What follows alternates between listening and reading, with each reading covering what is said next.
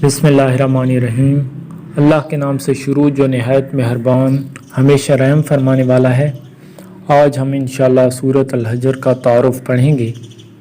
इस सूरत की आया नंबर 94 से मालूम होता है कि ये मक्का मुकर्रमा में हज़रत सल्लल्लाहु अलैहि वसल्लम की बअसत से के इब्तदाई ज़माने में नाज़िल हुई थी, क्योंकि इस आयत में पहली बार आपको खुलकर इस्लाम की आम तबलीग का हुक्म दिया गया है।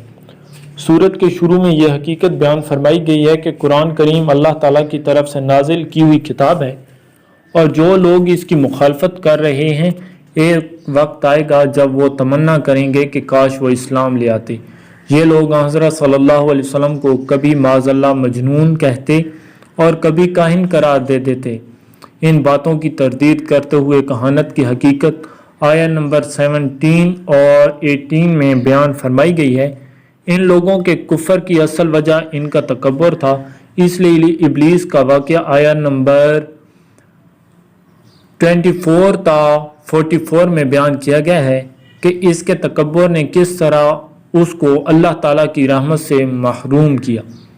कुफार की इबरत के लिए हज़रत इब्राहीम, हज़रत लूत, हज़रत शुएब और हज़रत सालेह अलैहिमुस्सलाम के वाक़यात इख्तिसार के साथ बयान फरमाए गए हैं।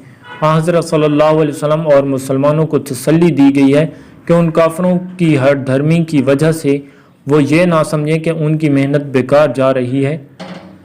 उनका फरीज़ा इतना है कि वो मौसर अंदाज में तबलीग करें जो वो बेहतरीन तरीके पर अंजाम दे रहे हैं।